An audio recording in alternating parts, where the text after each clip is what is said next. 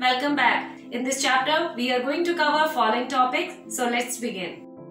Let's have a short look upon the objective of the module. First of all, we are going to acknowledge some of the very short type of question answer. Thereafter, we are going to develop the practice of writing through long question answer. And to enhance and enrich competitive level, we are going to cover some of the map skill. To improve comprehensive skill via source-based question, we are going to discuss some of the passages. So let's begin with some of the short question answers. First question is, what are megalithes? Megalithes are elaborate stone structure. In Central and South India, it was very popular around 1st millennium BCE. These were kept on the burials and dead were buried with a wide range of iron tools and weapons. Second question is, why 6th century BCE often considered as a major turning point in the Indian history? It is an era which is associated with the early stage and cities. That's why this time period has shown and seen various growth towards the use of iron weapon and the development of coins. It also has witnessed different kind of thought including the Buddhism and Jainism. That's why this century is considered as a turning point in the Indian history. Next and very important question which is frequently asked in board exam is, write any two sources of Mauryan history. Answer is, Arthashastra written by Kautilya and Ashoka's inscription in various pillars and coins are the sources to understand Mauryan history. Next question, describe 5 features of Mahajanpada. Here to add 5 features of Mahajanpada, we can write following are the features of Mahajanpada. Like maximum, Mahajanpadas were ruled by very powerful kings and each had their own capital which is being fortified. They have permanent system of recruiting the army and also king used to collect the taxes and revenues. Towards the short question answer, next question is, who deciphered Brahmi and Kharoshti script and what important facts were revealed through these scripts?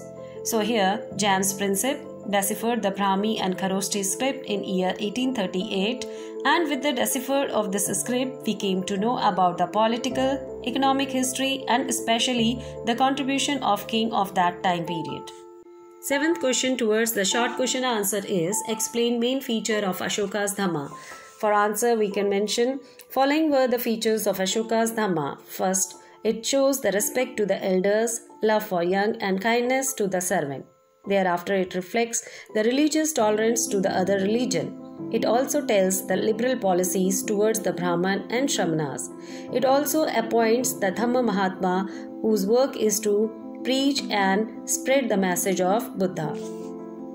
Now it's turn to discuss some of the long question answer. So towards long question answer, we have question number 8 and question is, what are main features of Mauryan administration? So in answer, we can mention like this. The main feature of Mauryan administration were as following. Under subheading or by putting subheadings, we can mention like this, central administration. And here we can elaborate.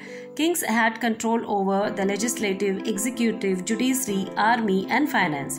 And under provincial administration, we can mention empire was divided into too many provinces, and provinces means district. Towards local government, we can describe there were committee of 30 members who maintained rules and regulations in Patliputra. Also, king used to run the administration with the help of 30 officials. Apart from all these points, we may also include 5 major political centers were there in the empire. Law and order was systematically set up.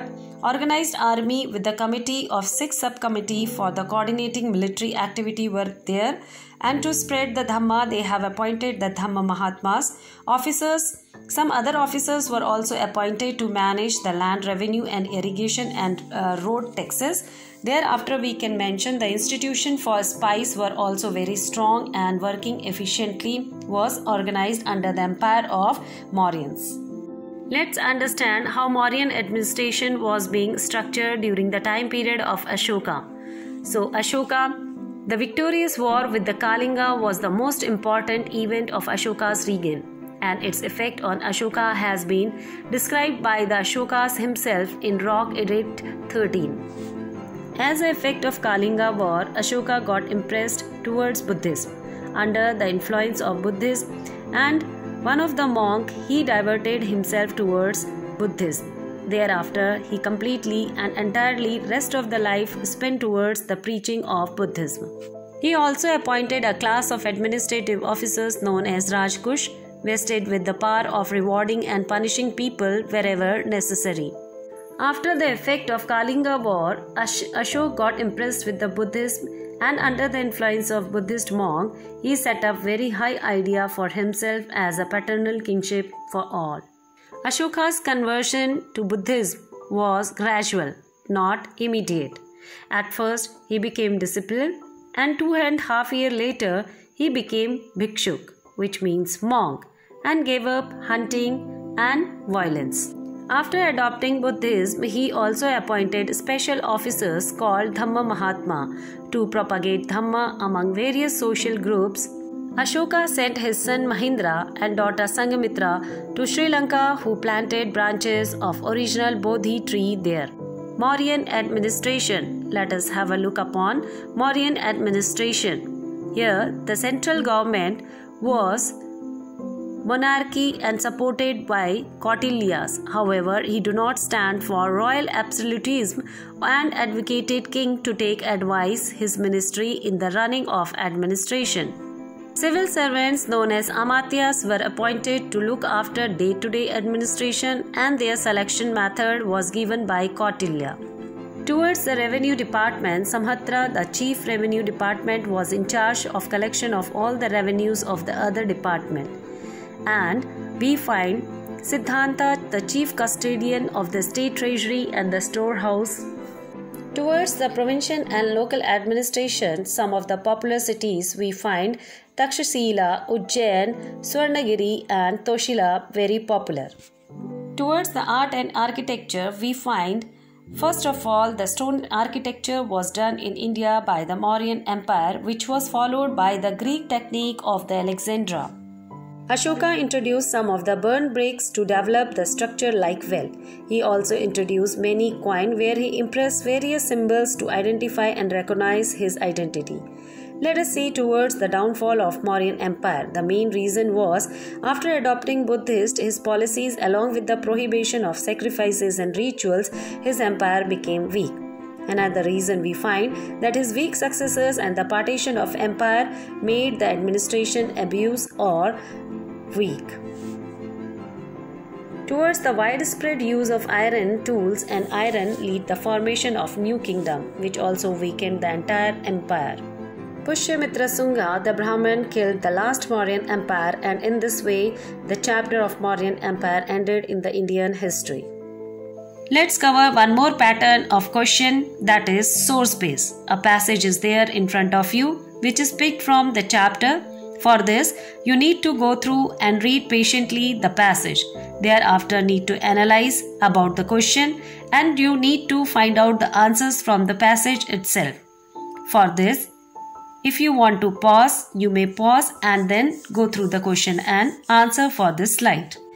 Let's wrap up this module by covering some of the map skill based questions. These map skill based questions are very important from the chapter, and almost all the time it is being asked in the board exam. So first question is, highlight some of the mature Harappan cities like Hadappa, Banavali, Kalibanga, Balakot, Rahagari, Dholavira, Nageshwar, Lothal, Mohenjo-daro, etc. in the map of India. Second type of question generally being asked, that is, you have to locate Mahajanpadas and cities in the map of India like Vajji, Magad, Koshala, Kuru, Panchali, Gandhar, Avanti, Rajgir, Ujjain, Takshashila and Varanasi are some of the popular Mahajanpadas and cities of that time. Another type of question generally asked from this chapter is the distribution of Ashokan's inscription and its pillar. So you have to locate these popular names in the map. That's all in this module, dear children. Stay connected, stay happy. It's time to do some questionnaire. This time in questionnaire we have included one map based question. So let's solve this. On the basis of India's map, Ashoka's pillar inscription have been marked in position 1, 2 and 3. Identify them. After identifying all three names, you have to mention all these names in the comment box. Now, next question is, who founded the Mauryan Empire? Ashoka the Great, Chandragupta Maurya, Bindusar or Ajatashatru? Third question is, how many Janpadas were there in all around 600 BCE to 600 CE? 17, 14, 18 or 16? Answer all these questions in comment. Thank you for watching.